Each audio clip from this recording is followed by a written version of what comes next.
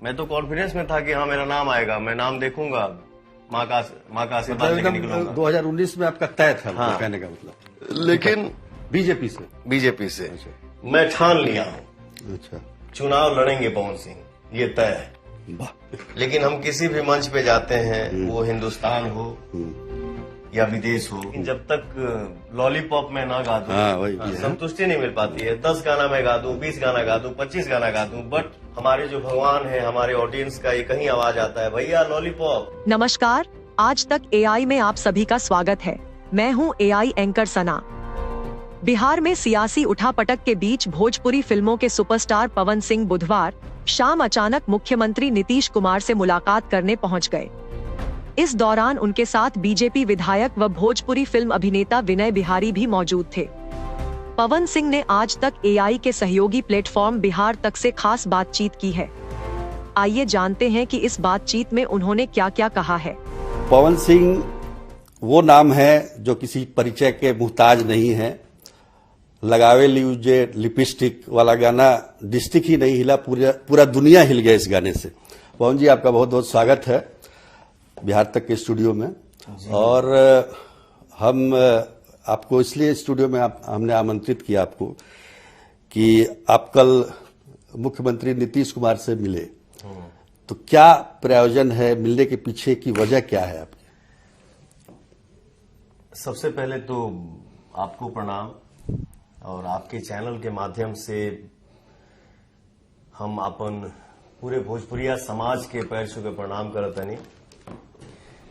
मेरा मिलने का मकसद कुछ और नहीं था, ना ही कुछ और है। हम एक मीटिंग में थे, वहां से निकले तो मुझे फोन आया, कहाँ है? मैं बोला यहाँ हूं, आ जाइए।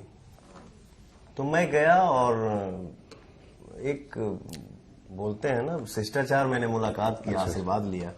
मुझे उनसे मिलके, हमारे बिहार के मुख्यमंत्री श्री नीतीश कुमार जी से मिलके बहुत अच्छा लगा, बहुत स्नेह दुलार दिए। पहले नहीं मिले थे आप? मैं पहले बचपन में कभी मंच पे हम मिले होंगे, उतना ये नहीं है, बट मैंने सिर्फ और सिर्फ एक शिष्टाचार मुलाकात किया है। लेकिन मिलने के पीछे लोग जो कह रहे हैं, चाहे हम भी आपसे पूछना चाहते हैं कि आपकी कहीं राजनीति में आने की इच्छा तो नहीं है, जिसकी वजह से आप मिलने गए, और उससे पहले भी आप मिले।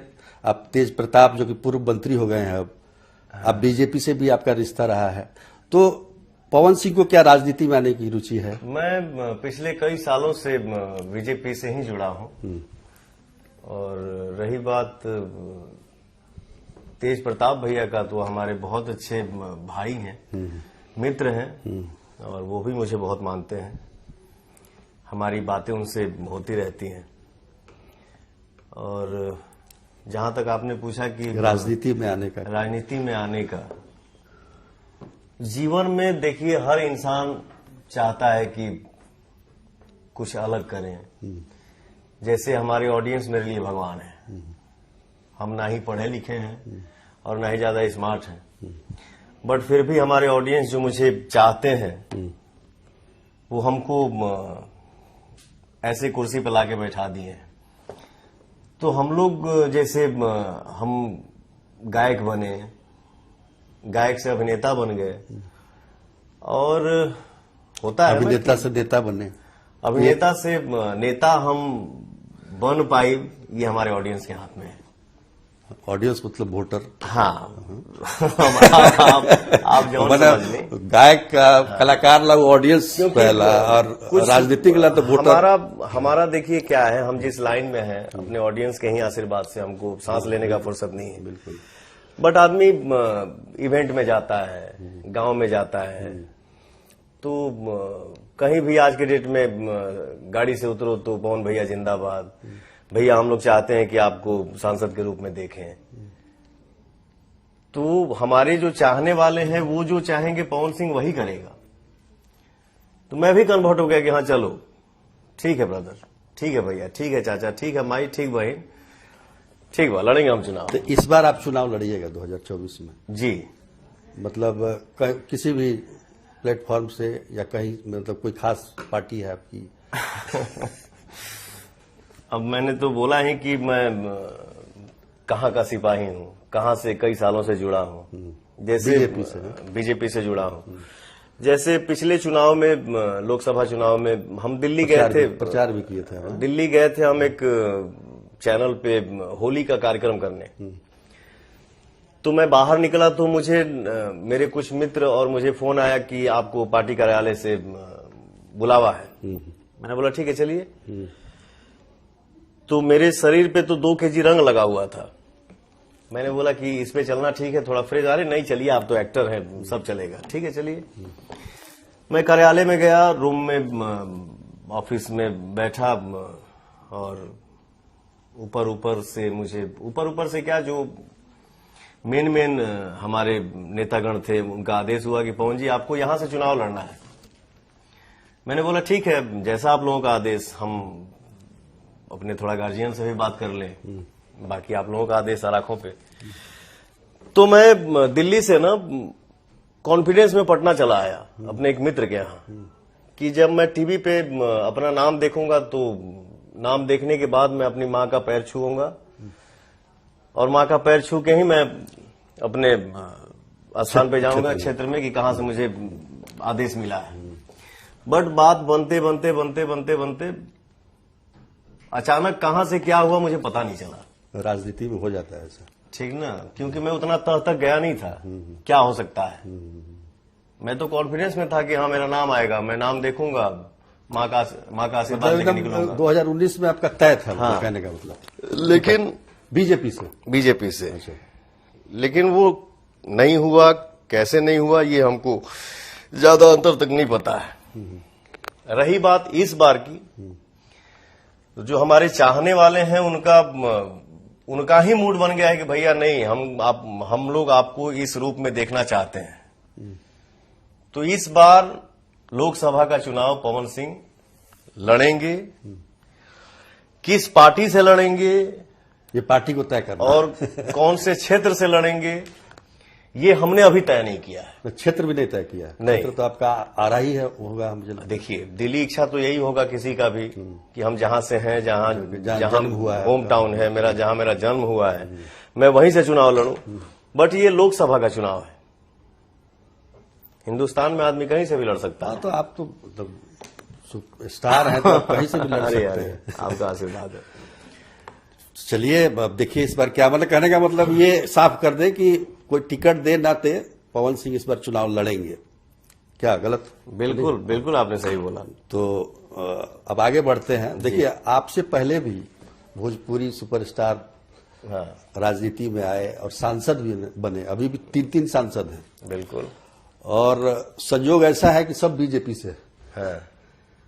तो एक आपकी पहली प्रेफरेंस मुझे लगता है कि क्या होगी, मतलब अगर इस हिसाब से सोचा जाए? अब देखिए, 10 साल से 9 साल से आदमी जहां मेहनत किया हो, जब हमारा टिकट फाइनल नहीं हुआ, मेरा टिकट हिल गया, उसके बाद मैं पार्टी का स्टार प्रचारक बना। स्टार प्रचारक के ही रूप में मैंने पूरे हिंदुस्तान में एक कलाकार के नाते जितना हमसे मेहनत हो सका किया, मैंने मेहनत किया। रिजल्ट भी बहुत अच्छा आया। तो अच्छा लगता है। और रही बात हमारे भाई और भैया लोगों की, जो सांसद हैं, ये हमारे भोजपुरी के लिए, हमारे लिए बहुत खुशी की बात है। और तीनों हमारे प्रिय भाई हैं। मनोज भैया हो गए, रवि भैया। इसमें सबसे राजनीतिक रूप से, मतलब भोजपुरी स्टार और राजनीति में आए हैं, उसमें सबसे आपका आदर्श आप किसको मानते हैं? दिनेश भाई का नाम छूट गया था। हमारे दिनेश भाई जी हैं। देखिए, हमारे लिए कोई ऊपर नीचे नहीं है। हमारे लिए तीनों एक बराबर के भाई हैं और तीनों राजकुमार हैं। तीनों आपके लिए आदर्श हैं? तीनों आदर्श हैं। हाँ, एक बात लेकिन देखिए, जो सच है वो सबको मानना चाहिए, हो चाहे हम हो चाहे कोई भी हो। हमारे कलाकारी लाइन में, जैसे भोजपुरी इंडस्ट्री में हम लोग सिंगर थे, एक्टर बन गए, तो एक्टिंग लाइन में भी मुझे लगता है पहले रवि भैया की ही भोजपुरी फिल्म आई थी ना, वो भी हिट रही, खूब चली। बट मनोज भैया की जो पहली फिल्म आई थी ससुरा बड़ा पैसा वाला, उस फिल्म ने रुख ही बदल दिया। फिल्म मतलब एक होता है ना कि अरे बाप रे ये क्या हो गया, एक भोजपुरी का सिंगर एक्टर बन के आया है। तो सिंगिंग हो गया, एक्टिंग लाइफ हो गया, ये मनोज भैया का ही मतलब श्रेय दिया जाएगा कि मनोज भैया ने एक हवा बदला। और नेतागिरी लाइन में भी मनोज भैया ही पहले आए। हाँ। इसके बाद तो मनोज भैया है, इसके बाद रवि भैया है, रवि भैया हमारे रवि भैया है, इसके बाद दिनेश भाई आए, हमारे दिनेश भाई हैं। आपको याद होगा कि मनोज तिवारी पहली बार समाजवादी पार्टी से लड़े थे, गोरखपुर से चुनाव हार गए। उसी तरह से रवि किशन जौनपुर से कांग्रेस की टिकट पर लड़े थे पहली बार। हाँ, मुझे आज भी वो दिन याद है जब रवि भैया चुनाव लड़े थे। तो वो भी कलाकार हैं, हम भी कलाकार हैं। आदमी कहाँ है कहाँ नहीं वो बात अलग है, बट एक कलाकारी के नाते हम सब भाई हैं। बिल्कुल। रवि भैया जब चुनाव लड़ रहे थे तो मैं उनके चुनाव प्रचार में भी गया था। लेकिन समय होता है कि समय कब किसको क्या बनाएगा। नहीं, वही मैं सवाल मेरा ये था कि मनोज तिवारी पहली बार चुनाव लड़े हार गए, रवि किशन पहली बार चुनाव लड़े हार गए, दिनेश लाल निरहुआ पहली बार लड़े हार गए, पवन सिंह क्या इस रिकॉर्ड को तोड़ पाएंगे या तोड़ेंगे, मेरा ये सवाल। अब ये क्योंकि रिकॉर्ड पहली बार वाला जो है, भले उसके बाद लोग जीतते रहे हैं, उसमें कोई दो राय नहीं। मैं ज्यादा जानकार तो नहीं हूं, बट एक कलाकारी के नाते आदमी कोई भी अपने ही लाइन की बात कर रहा हूं। सिंगिंग हो गया, एक्टिंग हो गया, तो हम अगर घर से निकलते हैं रिकॉर्डिंग करने के लिए सॉन्ग, तो यही सोच के निकलते हैं कि सुपरहिट गाना देने जा रहे हैं। मैं एक्टिंग करने किसी फिल्म में जाता हूं तो यही सोच के जाता हूं, या कोई भी कलाकार यही सोच के जाता है कि मैं एक सुपरहिट फिल्म में काम करने जा रहा हूं। अब उस गीत को, उस एक्टिंग को, उस फिल्म को हमारे ऑडियंस कितना पसंद करते हैं, क्योंकि हम सब कलाकार यही बोलते हैं कि ऑडियंस हमारे लिए भगवान है। तो जो गीत जितना हिट हो गया वही अपना फेवरेट हो गया, जो फिल्म कितना हिट हो गया वही अपना फेवरेट हो गया। सही बात। तो जैसे हमारी बारी की आपने बात किया, तो अगर हम भी इस फील्ड में कदम रखते हैं, रखता तो मैं बहुत पहले ही, इसके पहले वाले में ही, बट मेरी गाड़ी थोड़ा हिल गई। लेकिन इस बार जो मैं ठान लिया हूं, अच्छा, चुनाव लड़ेंगे पवन सिंह, ये तय है। अब हम लड़ेंगे चुनाव, मेहनत करेंगे और देखते हैं हमारे भगवान हमको क्या रिजल्ट देते हैं। चलिए, बहुत बड़ी बात कही कि चुनाव लड़ना है किसी भी हालत में। इस बार पवन जी, ये जो हम लोग आज बैठे हुए हैं, इसमें राजनीति बात ही कर रहे हैं। हाँ जी सर। लेकिन हमको लगता है कि एकाध वो गाना अगर आप नहीं गाए, बिल्कुल, तो ऑडियंस कहेगी कि भाई क्या, हमारे श्रोता बंधु नाराज हो जाएंगे। तो कौन सा, किस टाइप का, आप क्या, कोई गाना जो आपको सबसे अच्छा लगे, सबको पसंद हो आपको। जैसे बहुत गाना आया है, बहुत गाना आ रहा है, बहुत गाना आने वाला है, वही गा दीजिए। बट हम लगावे लीजिए जब, लेकिन हम किसी लेकिन हम किसी भी मंच पे जाते हैं, वो हिंदुस्तान हो या विदेश हो या दुनिया का कोई भी कोने में पवन सिंह जाते हैं, वो शूटिंग करने जाऊं या इवेंट करने जाऊं, लेकिन जब तक लॉलीपॉप में ना गा दूं, वही तब तक कितना भी संतुष्टि नहीं हो पाती। हाँ, संतुष्टि नहीं मिल पाती है। 10 गाना मैं गा दूं, 20 गाना गा दूं, 25 गाना गा दूं, बट हमारे जो भगवान है, हमारे ऑडियंस का एक ही आवाज आता है, भैया लॉलीपॉप।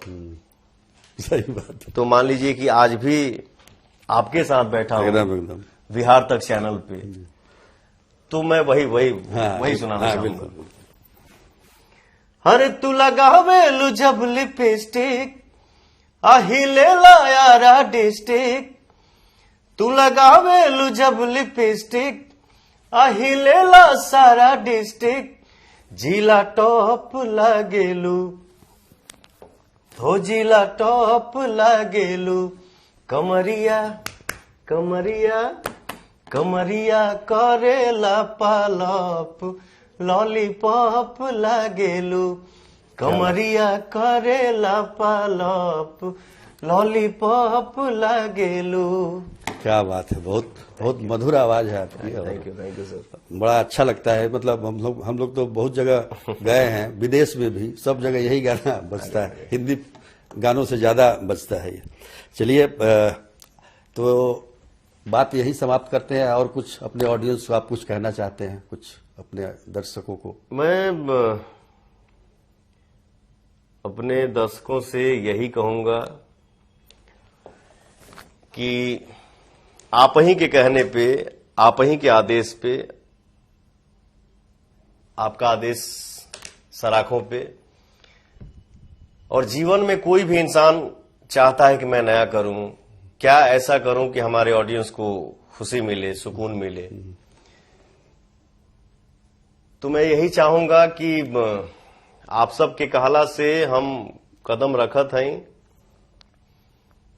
आप सब अपन आशीर्वाद हम पे बनौले रही जा,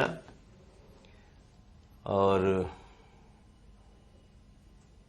बस आशीर्वाद बनौले रखी जा। आप सबके आशीर्वाद मिली तब हर खुशी हासिल हो जाएगी, यही कहना चाहूंगा मैं। चलिए, बहुत बढ़िया। लेकिन एक चीज है कि आपने कहा कि भाई क्षेत्र अभी आपने डिसाइड नहीं किया है, आप कहीं से भी लड़ सकते हो। हाँ, तो पवन सिंह जी, जिन्होंने स्पष्ट तौर पर बिहार तक पर यह कह दिया है कि कोई टिकट दे ना दे, लेकिन मैं चुनाव लड़ूंगा, और इनका जो अपना फैन फॉलोइंग है, जो इनके चाहने वाले हैं, उनकी डिमांड पर ये चुनाव लड़ रहे हैं। इस बार लड़ना तो इनको पिछले बार ही था 2019 में, लेकिन उस समय टिकट इनको नहीं मिला, लेकिन इस बार ये लड़ेंगे, ये तय है।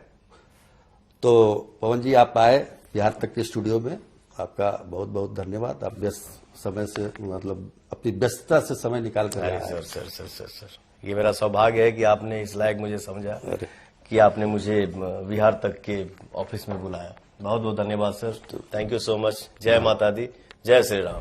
धन्यवाद। आपको ये पेशकश कैसी लगी, हमें कमेंट सेक्शन में जरूर बताएं। ऐसी ही स्टोरीज और अपडेट्स पाने के लिए सब्सक्राइब करें आज तक AI।